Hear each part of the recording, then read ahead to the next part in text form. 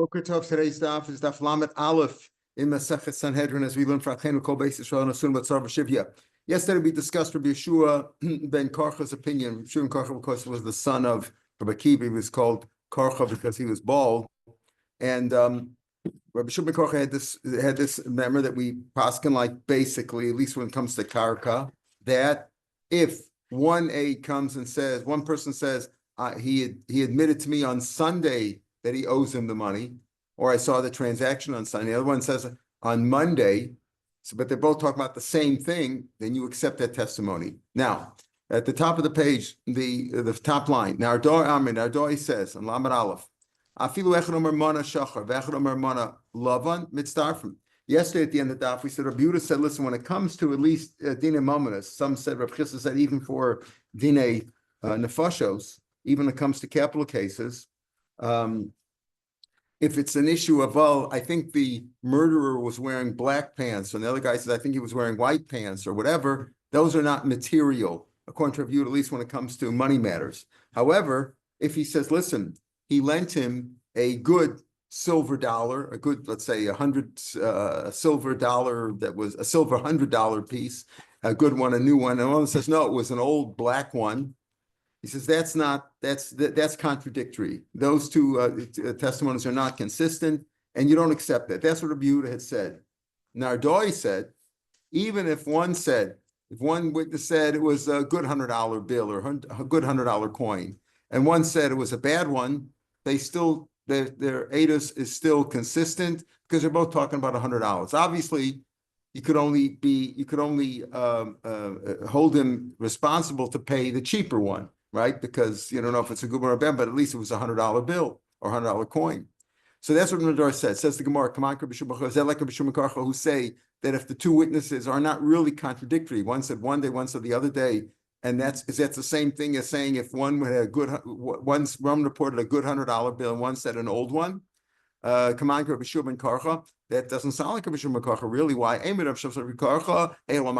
Where they don't contradict one another. Simply, witness number one said, I saw him lend him $100 on Sunday, and witness number two said, I saw him lend him $100 on Tuesday. 2 different days, but it was the same. Basically, it was $100. Maybe it wasn't the exact $100 that the other one testified, but they both agreed that he owed him a good regular $100. But over here, they're talking about a good $100 versus a bad $100. But if they're contradicting one another, one said he gave him a good $100 bill, meaning one that is current all over the world, that's accepted, and one that's not, those are really contradictory. Ella, hu de Amar ki Aitana, in Nardoa, the town of Shmuel, where they said that even if one witness talked about a good $100 bill, and one talked about a bad one, must be like the following Tana. The Tana of Shimon Elazar like this. Lo nechlik Beis Shammai do not disagree, meaning they both agree.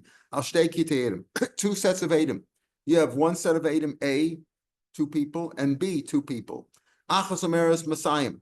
One says that Reuben lent Shimon $200. The achas omeres Mana. One says no, he lent him $100. Sheish b'chlal Masayim Mana. In the $200 is included. $100 is included in $200. They both agree that Reuben lent Shimon at least $100. One said it was $200. One said it was $100. But everybody agrees there was at least $100 there. Everybody agrees, even Beis Shammai, that agrees with that, and therefore the litigant, the defendant, would have to pay $100. What's the machlokas? Al kat achat.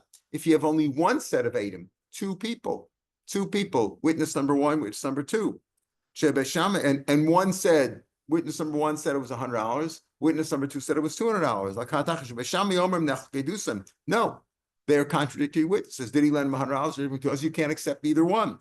Ubeisol says no. That's how we paskin. That if one witness says, I saw him lend him $200, this says no, it was only $100. Well, everybody agrees it was at least $100. Says $100 there too. Here the same thing.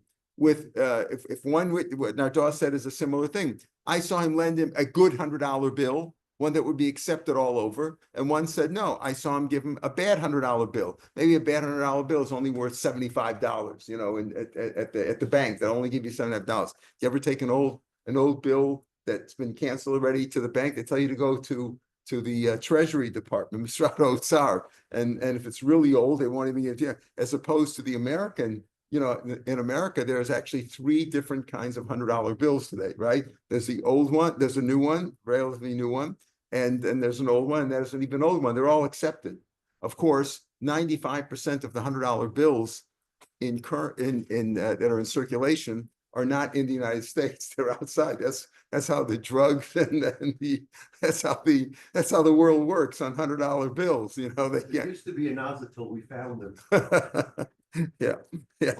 Anyway, I think we blew them all up in Hezbollah in up north. Yeah.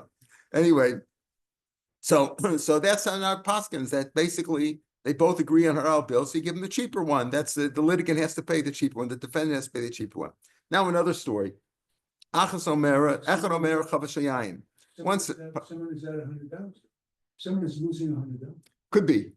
We don't know. Look at it that way. It could be. We don't know. In other words, it could be that one witness says he's not losing 100. In the case of 200 and 100, in the case of 200 and 100, he might be losing it. We just don't know. There's two. According to Beis Shammai, you can't collect it at all. Nothing is collected. He's losing the whole thing. According to Beis Hillel, one witness says it was $200. One says it was $100. They both agree. There's 2 witnesses on $100. That's why the other $100 may be true. Maybe we only have one witness. There's only one witness. If one witness says that I owe you $100, that's not halachically, that's not valid. He can force me to make a shvuah. He force me to make shvuah, but he can't make me responsible. He can't obligate me to pay the money. It's only one witness. You have 2 witnesses on $100. That's the point that Beis Hillel is making. Now, what about this case? One says he lent him a barrel of wine. It was a barrel of oil. Oil is worth a lot more. Shem and Zayis is worth a lot more than wine. However, there was a story of also coming to Rami, came for Rami, who was judging the case. He made him pay a barrel of wine. In other words, barrel of wine is worth less. They both agree that there was at least the worth of a barrel of wine. Even right, you didn't agree. They don't both agree that it's similar to the $200 and the $100. But it says, what did he say? He says, a barrel of wine, migo chavis shama, out of the value of a chavis of man. So Gemara says, come on, Rav Shimon Lazar. Is that like Rav Shimon Lazar just said that Beis Hillel and Beis Shammai, we pass like Beis Hillel, that if it was one said $200, one said $100, at least $100. No, maybe it's not.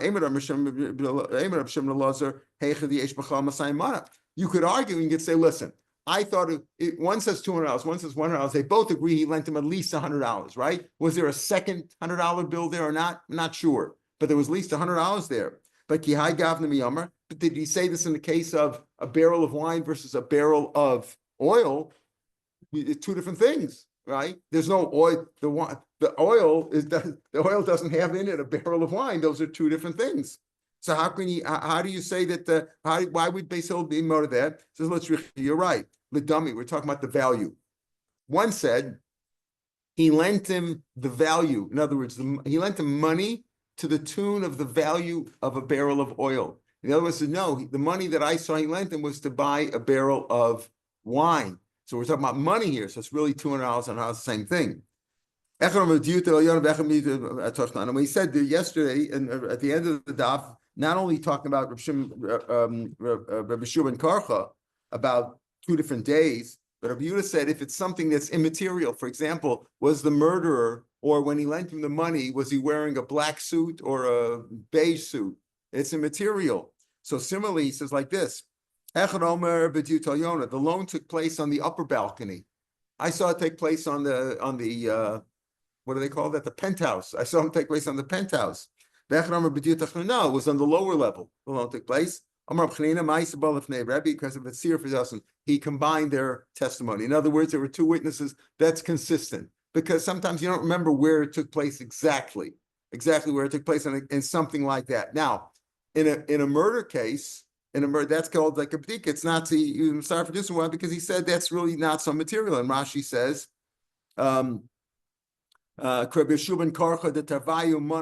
they both talk about money.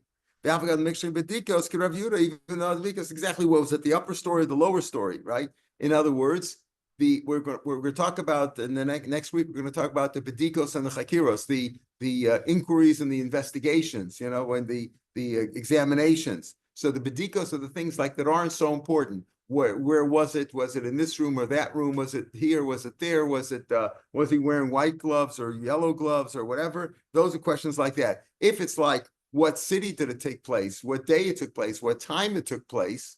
Right? When it comes out of murder, and in a murder case, in a capital case, or murder or whatever it was, that would be, or adultery, something that's involved a capital case, those things are material.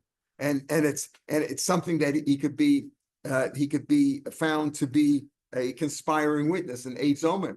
Meaning, how do you prove? Remember, the Torah tells us that if A and B say one thing and C and D come along and say, Imana or Yusum, you were with us, we believe C and D.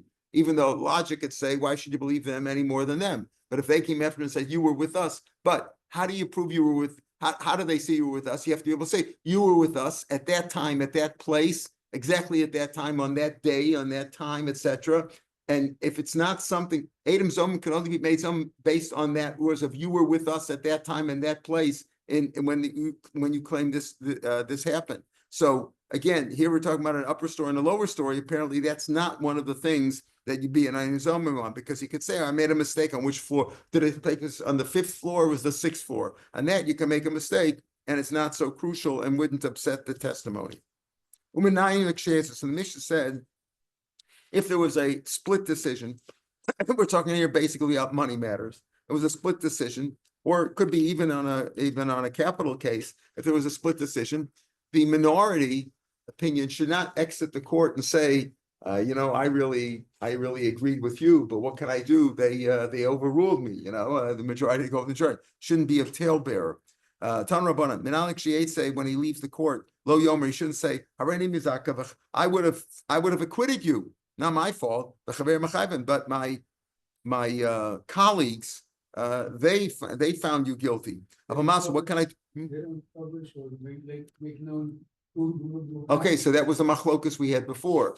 The machlokus we had before was in the Mishnah. We had three machlokus in the Mishnah. Do they just say guilty or innocent without saying anything? So we said, well, the problem with that is that it sounds like it's unanimous. So you don't want to say that. Should you say, Judge number one said this, Judge number two, like they do in many common law cases today?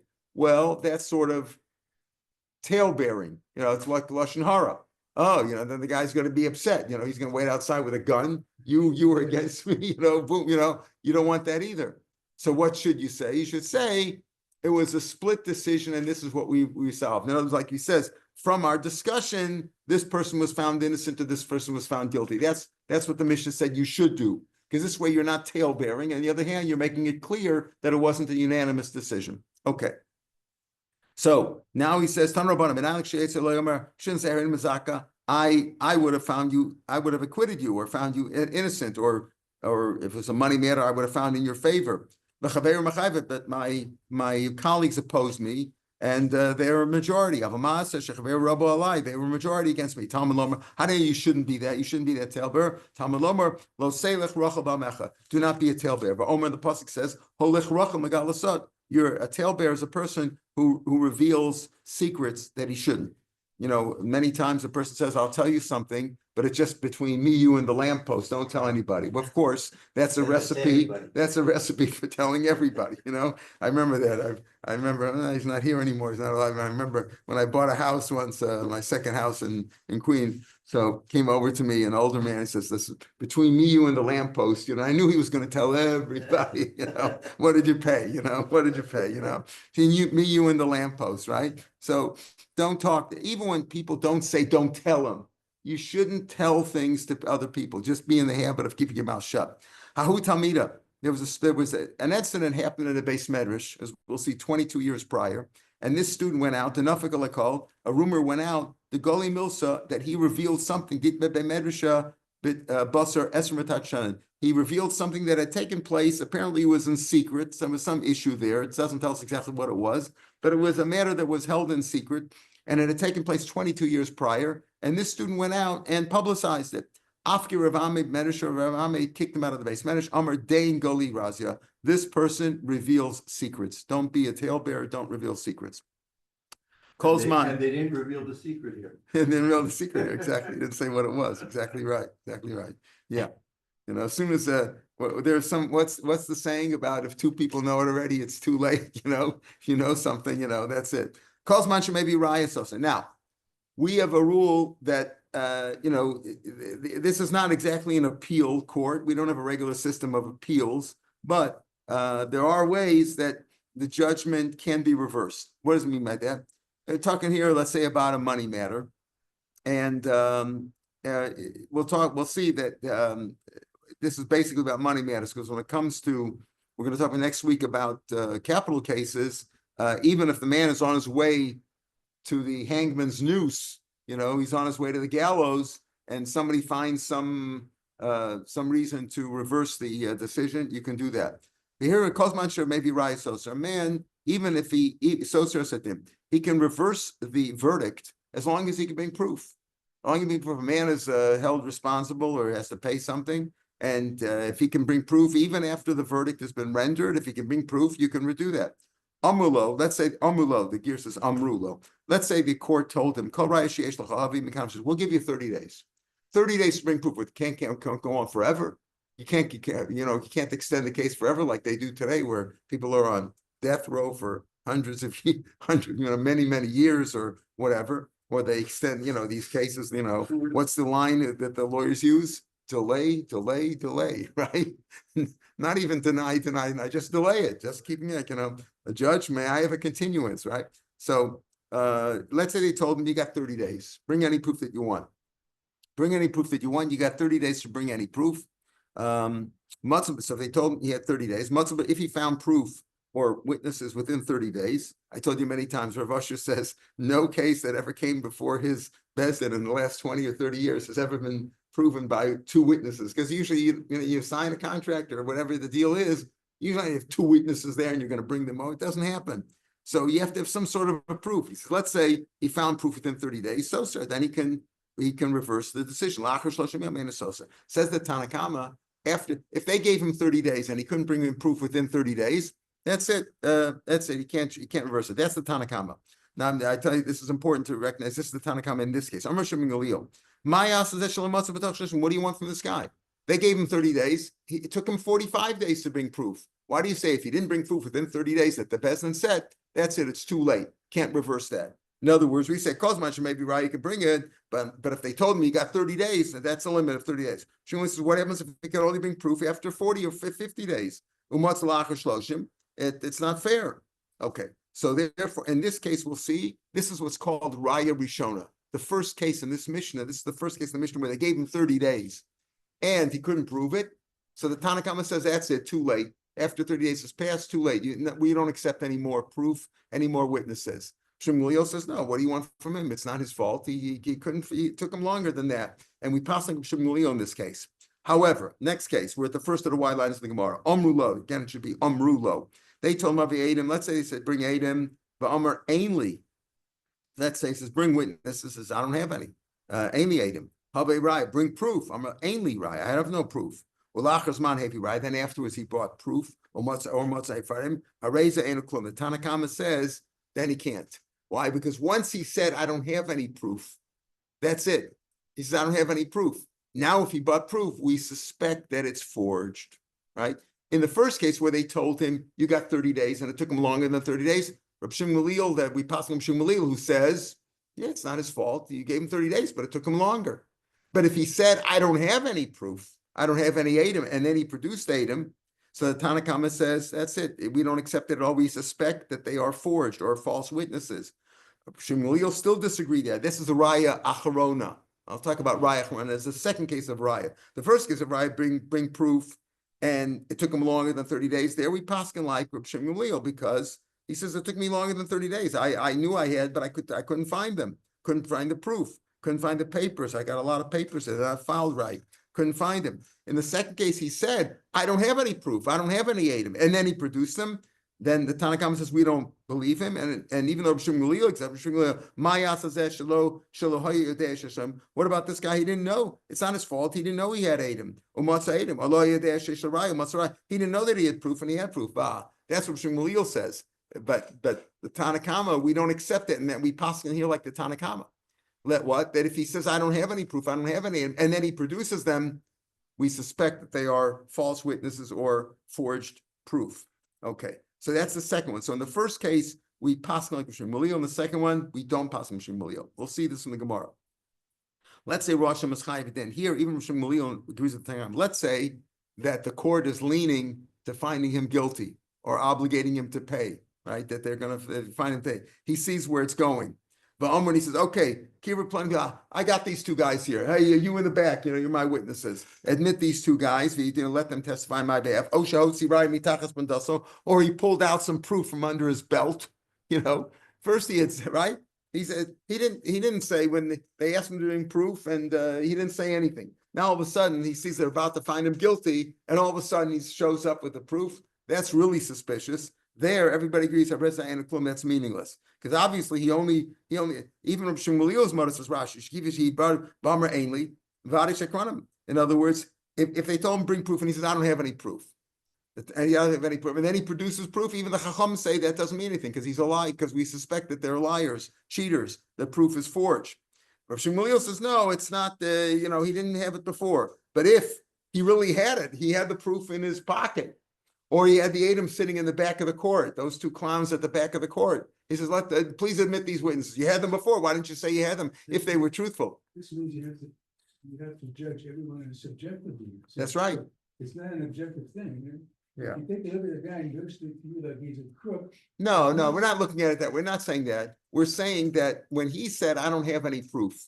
And then, I don't have any proof. And then he produced proof later on. So that's that's a suspicion. Not a reputation. He told the court, I don't have any witnesses. I don't have any proof to defend me. And then he produced them. Shmuel says that's still okay. Maybe he couldn't find them then. But if he had them right in the court, or he had the proof in his pocket, and then he produced that, really looks like a lie. Even Shmuel's moda, that we don't accept that. Amar Rav Barafuna in the Gemara. Amar Rav Barafuna. In the first case, we'll see. In the first case, where what happened? They told him we have 30 days, bring proof within 30 days, and he didn't have it. He got it on the 31st day or the 100th day or whatever. Shmuel said, well, it's not his fault. He didn't say he didn't have. He knew he had some proof. He had some witnesses. He just couldn't produce it within 30 days. The Chacham is not like the Chacham. What are you saying to say? Isn't that the same thing? He said the Lachas Shmuel that you can bring proof after 30 days. He didn't say I don't have any proof. He says it just took me longer. And Rav Huna said, isn't it pshita? Isn't it obvious once that you do accept his proof after 30 days? Then say you have to bring within 30 days. I might think you have to go to of a bidi of it. If you paskin like the Chachamim, since they are the majority, if you paskin like the Chachamim and you didn't accept after 30 days, that's okay. You shouldn't accept Shabdami Kamash Malon. The oven might be in late. If you went a Maisa like the Chacham, in other words, the court said 30 days and he didn't bring the proof in 30 days. It took him 35 days or 40 days. I might think that, well, you go like a Chachamim. The Chacham B'di Evet, the Chacham are the majority. And if they don't accept it after 30 days, that's okay. You can't retract it. Kamash Malon, no. We held Shemulio, you still retract that. You still reverse that decision. Okay. Let's say in the next case, they said to bring Adam and he says, I don't have any. That's the second. The first case, he says, I have witnesses. I just can't, I'm looking for them. So we accept Shmuel, we go with Shmuel's opinion. That's how we pass him. In the second case, where they said, do you have proof? And he says, I have no proof. I have no witnesses. And then he produced them. There, we don't pass him Shmuel. In this case, it's called Raya Achron in Lashon, the second Raya, the second case in the Mishnah. We pass him like the Chachamim. Well,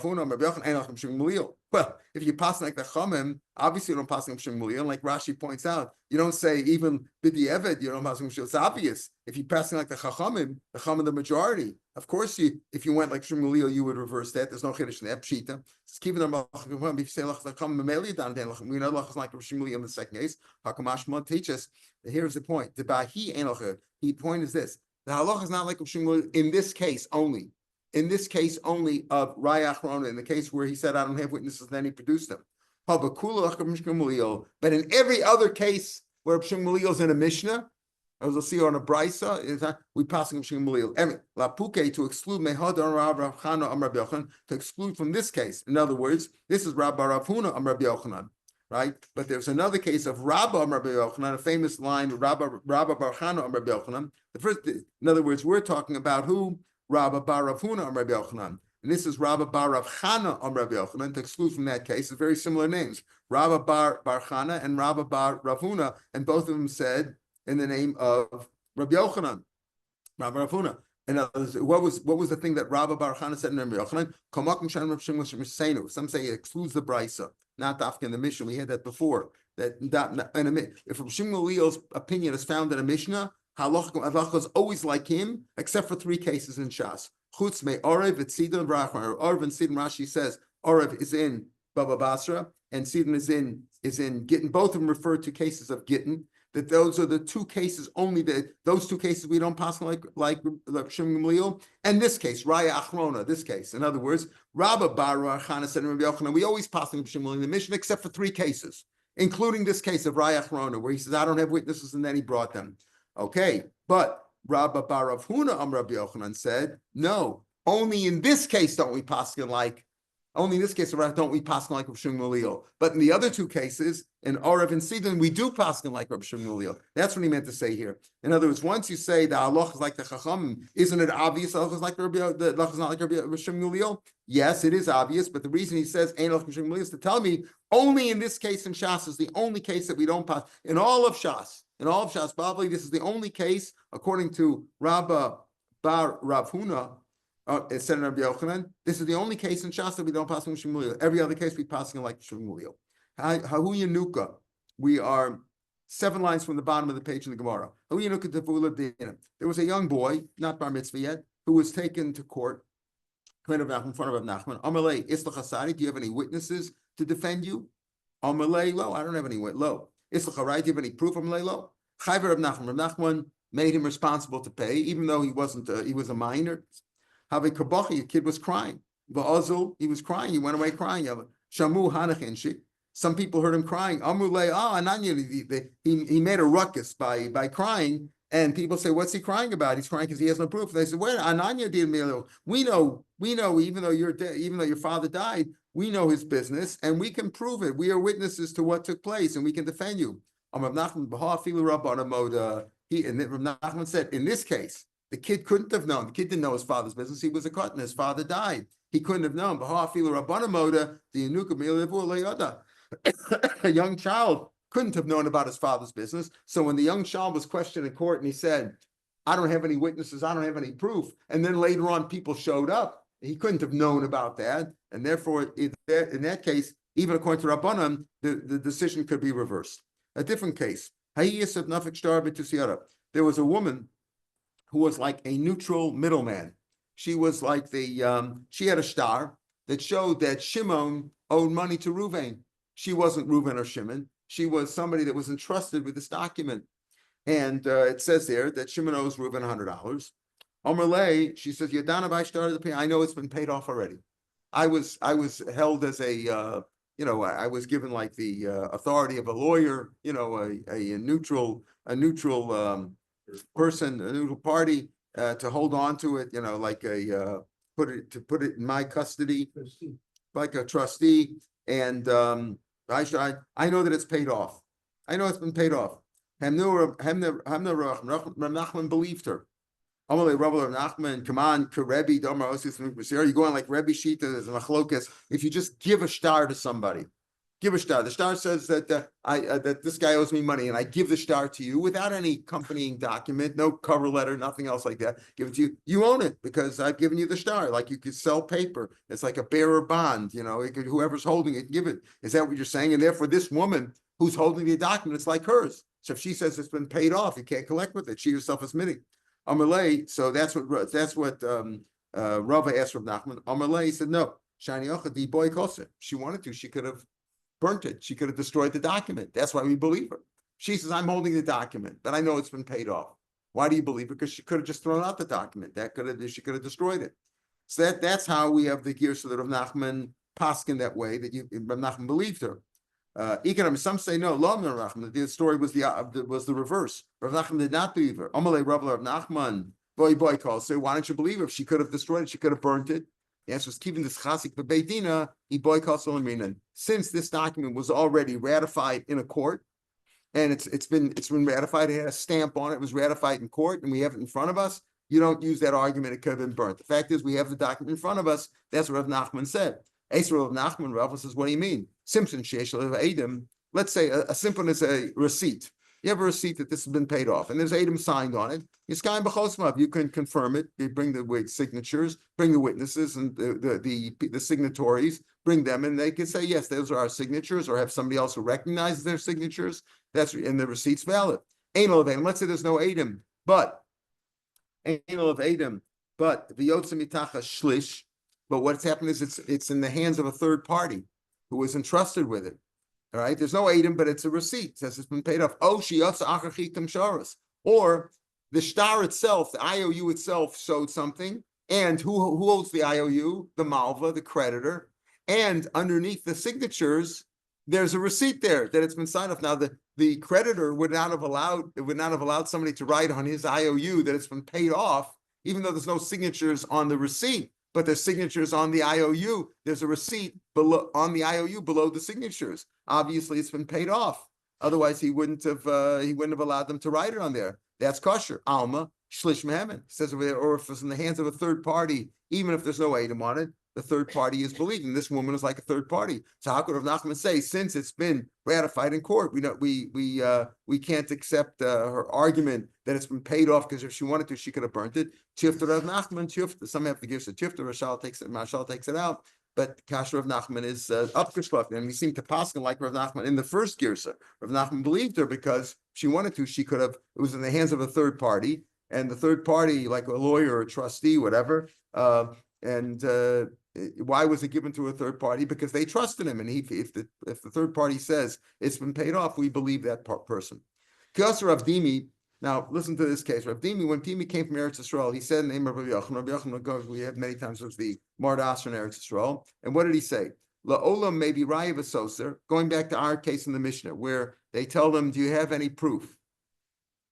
And he says he continue bringing a proof. He can always bring proof ad sheyistatem tanosav, until he closes his arguments, until he says, listen, I have no more proof. In other words, he could always bring proof until then. The Yomer, and he says, Kirbu ploni vedini. Oh, let those guys from the court, let these guys come and testify for me. Now, this seems pretty strange, because Hagufa Kasha, it seems to be a steer min bay. Amarta yistatem tanosav. If he says until he closes arguments, that means, what is yistatem to Mosav? Masha, she said, listen, I don't have any more proof. That's it. I have nothing else. Judge, I rest my case. I have nothing else. Right? So he says he can bring proof until he says, I don't have any more proof. Right? That goes like the Rabban who say, once he says, I don't have any more proof, you can't bring any proof subsequently. But Hadar then you said, when is he not believed? When can he not believe? If he says, Kirvu ish ploni veiduni, if he says, oh, let these guys come forward, as if to say that they were here all along, but he didn't want to bring them, probably because they're liars. Or it's mashma, if they weren't here all along, if he found these witnesses afterwards, that they would be okay, like Shimon Gamliel. Shimon Gamliel says, in our Mishnah is only Moda in the last case, where he saw the court was leaning against him, looked like they were going to find him guilty, and he says, okay, let's bring those two guys up. Why didn't you bring them before? Probably because they're liars. So that sounds like Shimon Gamliel. But though, had it not been that, had he simply said, I have no more proof, and then he found proof, he brought somebody in, mashma, that it would be good. So that goes like Shimon Gamliel. Maybe the whole brisa is really Rav Shimon Gamliel. When Rav Yochanan said this, maybe it's also Rav Shimon Gamliel or Prushik Mafarish, and it's explaining. In other words, he's explaining himself. So what does it mean until he closes arguments? In other words, until he says, until he says, bring these guys who are right here in front of him, or he pulls the proof out of his belt, out of his wallet. Until he says that, he's always believed that Rav Shimon Gamliel. So maybe the whole thing's Rav Shimon Gamliel. You can't say that. Why? Rabbi Yochanan said, Rabbi Shimon Gamliel is learned in our mission, whenever it's mentioned. We had Rabbi Rav Huna said, you don't pass him like him only in this last case. Rabbi Yochanan said, you always pass him like him where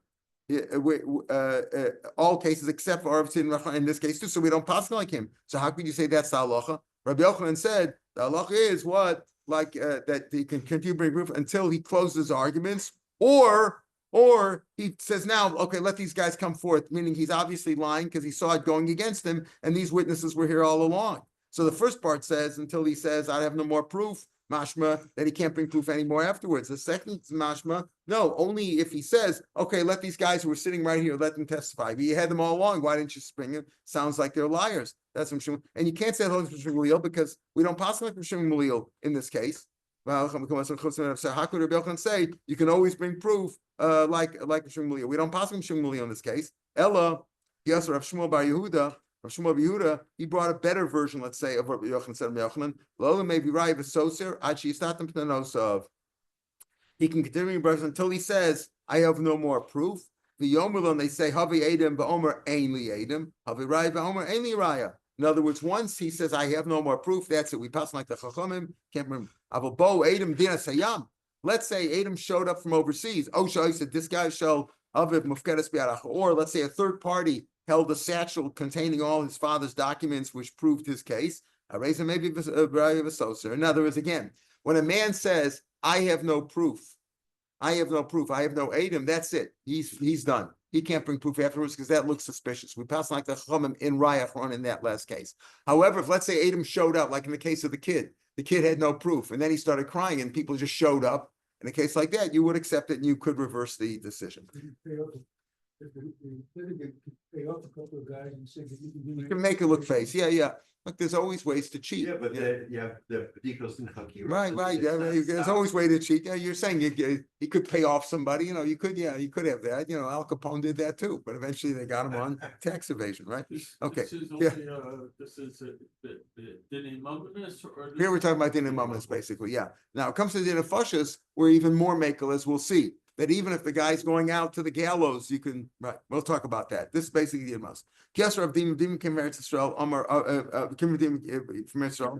I just quoted this in the name of Rabbi Yochanan. We always have Kiasa, Rav Dimi, Kiasa, Rabin, right? Here we had, before we had Kiasa, Rav Dimi, and we sort of slugged that up. Then we had, when Shmuel Bar Yehuda said in the name of Rabbi Yochanan, many things were said in the name of Rabbi Yochanan. Again, things weren't always written down, and therefore there were different versions of what was said. That's what the Gemara is all about, all these machlokas, because, we assume at the time of Moshe Rabbeinu, there weren't too many machlokas, but afterwards things were forgotten. Rabbi Yochanan.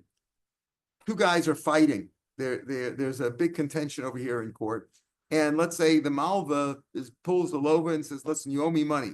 But now this comes up, you'll see this in almost all documents that are written today. They say the area of jurisdiction is the Jerusalem court or the New York City court, right? When there's some issue, if anything comes up, they'll tell you where it's going to be adjudicated if there's a fight. So here, this is what happened. In those days, it happened. A guy says, listen, you owe me money. And he says, let's go to the court right here. The other guy says, the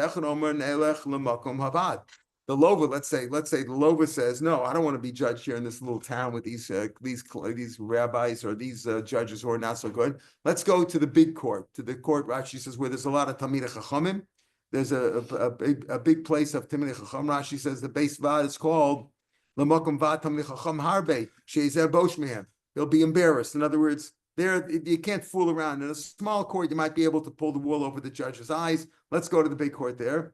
So Rabbi Yochanan apparently said, Rabbi Dimi quoted Rabbi Yochanan saying, he's got to go to that place. Now, what's happened over here? In this case, the Malva, the creditor, says, you owe me money. He's a tough guy, you owe me money. Let's go to court right here. The Malva says, no, I want to go to the big court. Okay. So first he says, yeah, you can take him to the big court.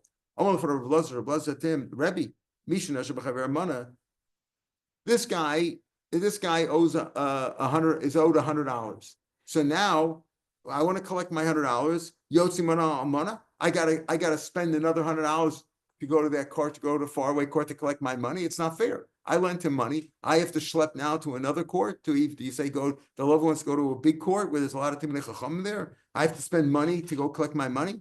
So Rav Elazar says no, force him to judge him there. Okay. Then two people were fighting in court and tough. One says, let's judge it here.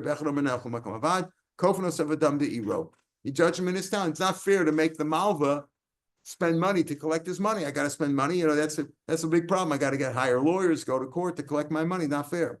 If the small court cannot determine it, they have to ask a question. They need a question. So and then they can send a request to the bigger court. But you don't make the litigants go to the other court. Vimar kisvu utnuli. Let's say the person who is found guilty or the one who's obligated to pay. Listen, I don't like this judgment over here that in the small court. Write it down. Give me your opinion. You know what the verdict, your verdict, and the opinion behind the verdict. May's a time the why you judge me. You have to give him that, and he could take it to maybe here you see a hint of an appeal. You know, take it to a bigger court, but it's not a regular court of appeal. I don't think you find it like a regular court of appeal, but you could just find that a bigger court can overrule. Even in Allah, we find that you don't change something that a lower court did, unless the bigger court was there, bigger in minyan and bigger in chachma. Talk about that in other places, but it's not a regular appeal system. You know, it's in a modern court. We understand as soon as we're on his opinion, I appeal it. You can appeal anything you want and keep on going up. Not that simple in Allah. Okay. I mean, the court doesn't have to accept your appeal. Right, but there's certain rules about that. Grounds of Grounds of appeal. Okay, yeah, but but you don't appeal to the court you're in, you appeal to the higher court. Correct, right. Right. The Hayavama, you know, the lower court doesn't have to approve your court, but sometimes the way they render verdicts today, they say, we're rendering this verdict, but we allow 30 days for the guy to appeal it. You know, like you can't make him pay right away or put him in jail right away, or whatever the punishment is, you have to give him time to appeal. That's part of the appeal is like part of the process in modern courts. But that we don't. Okay, so that's what he said. The Hayavama, okay, what about a Yavama? What about a Yavama who wants to be released from her brother-in-law, wants chalitza, right? And she wants chalitza. By Yavama, oleches ali achar Yavam. She has to go, if she wants to be released, she has to follow the Yavam. The Yavam wants to go to one court, and the other court. La'atira, to be matter, to allow her to get remarried. Ad kama, how far? Rav Ami, afilu mitzvah tzvara. It wasn't that far away from Tzipora, but even though Tzipora was a city that had bigger courts, it was a bigger court, bigger chachamim there. But if the Yavam wants to do it in Tzipora, you got to take him to Tzipora. You got to follow there. Amrav Huna, Amrav Kana, my time. What's the reason? What do you see from the pasuk? But Korlo Ziknira, they will tell him, if you don't want to be miyam, you want to give a chalitza. He has the zikne iro v'lo zikne ira, the elders of his city, not her city. So he can make her go to his city to get the chalitza, even though he has to give her chalitza or yibam, but he can make her, he can force her to come. If she wants to get released, she has to go to his city. Amra Meimar.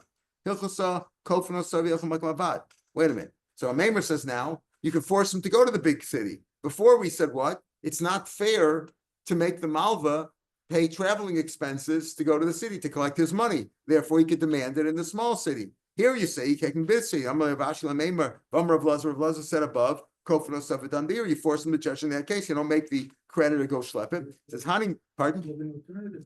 You can say, okay, I'll go to the bigger court, you pay my expenses. Okay, but maybe he doesn't have the time. Maybe he doesn't want to pay. Maybe the lover doesn't want to pay the expenses, or maybe the guy gets $10,000 a day fees. He's busy. He's got a business and he can't go there, and he has to close up his business. There might be too much there involved. Now, to collect $100, it might be not worth it.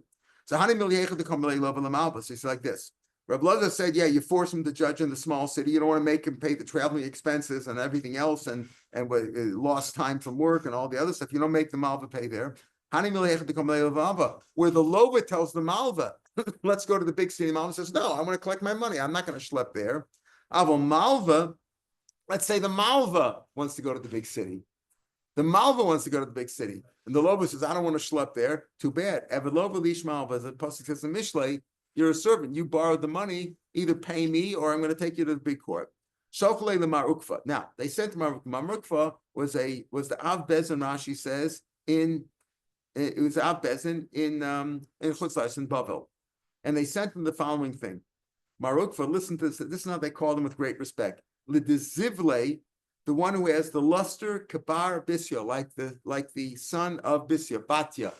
Who was Batya, the daughter of Paro we just had, right? Batya. The pasuk calls her Bisya, and we know Moshe Rabbeinu had a karan or panav. He had like a luster on his face, and they called Marukva the one who has luster on his face, and with great respect, to the one who has the luster on his face, like the son of Bisya, like Moshe Rabbeinu. Shalom, peace be unto you.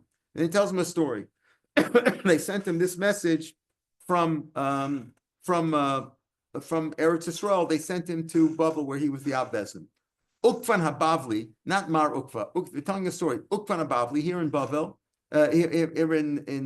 this guy from Bavel, meaning this was in Eretz Yisrael. In Eretz Yisrael, they sent to Mar Ukva in Chutz Laaretz.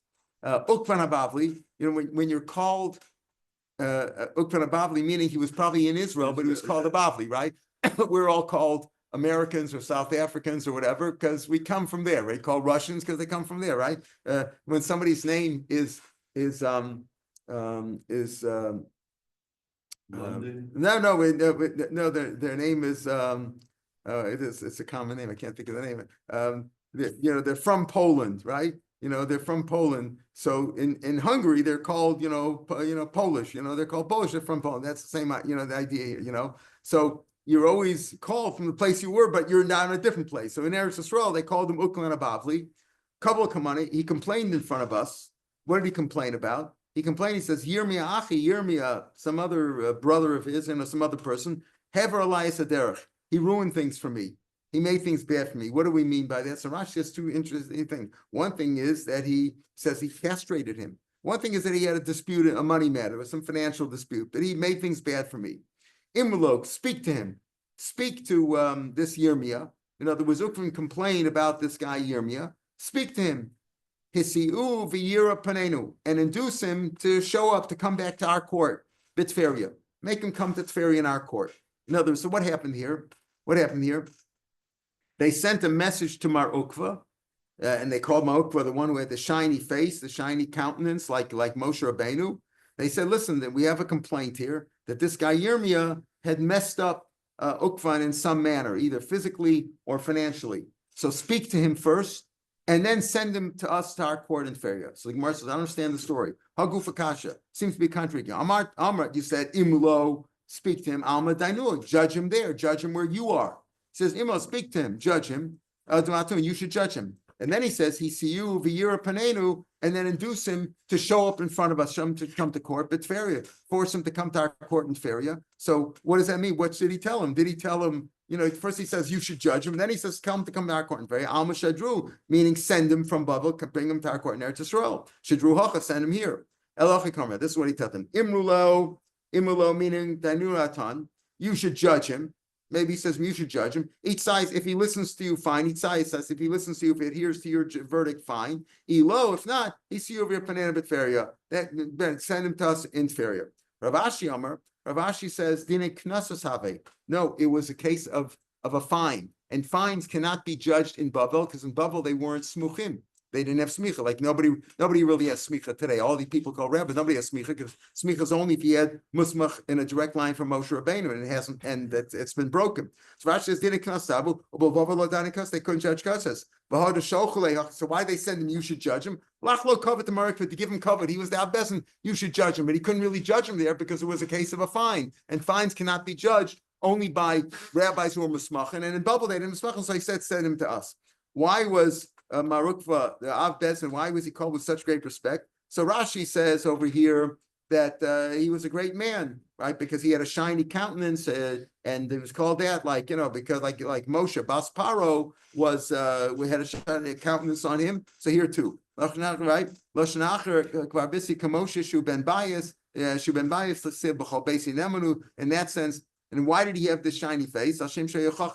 Maybe because he was a big Talmud Chacham. Siv Chacham Asadam Torah Panav, right? The Chacham will shine up his face, right? Will make his face will luster up his face. And then Rashi says, "Umatzi b'Seitzer I got a story that Marukva was about Shuva. What happened? That he had this tremendous desire for a married woman. He had a tremendous desire for a married woman, and he got sick because of it. He had such great desire that he fell sick. And she was a married woman. One day she needed to borrow money from this particular woman, had to borrow money from him, and she came to borrow money from him, and he didn't fall prey to his desires, and because she needed money, she agreed to do whatever was necessary to borrow the money. She would have agreed to anything, but he restrained himself. He was kofar. He was kovish yitzro. He constrained himself. And he let her go. He gave her the money and nothing. And he didn't commit adultery with her. And because of that, he was healed without antibiotics or anything. He was healed automatically. And when he went out to the street, his face was shining because he was such a great Baal Tshuva. That's why he was called Nassim. He was called the man with the luster on his face. And interesting, he's called about Tshuva, like Brad says, oh, you're with the Baal, you're like people. He's about Tshuva. Are you about Tshuva? You're about Tshuva. You're about Tshuva. He says, we're all supposed to be about Tshuva. We're supposed to do Tshuva every day. But Tshuva was not just the guy who never kept mitzvahs, and now he was about Tshuva, meaning he could have been a good guy before too, but he had this terrible Yetzer Hara, and he overcame his Yetzer Hara, and because of that, he was healed, and he had this tremendous luster. And tomorrow's Daf Lamed Beis will be on the podcast, Mitzvah, and on Sunday we'll pick it up from the second line, the top of Lamed Gimel B'Av. Shabbat Shalom L'Kulam. Shabbat shalom. Yeah.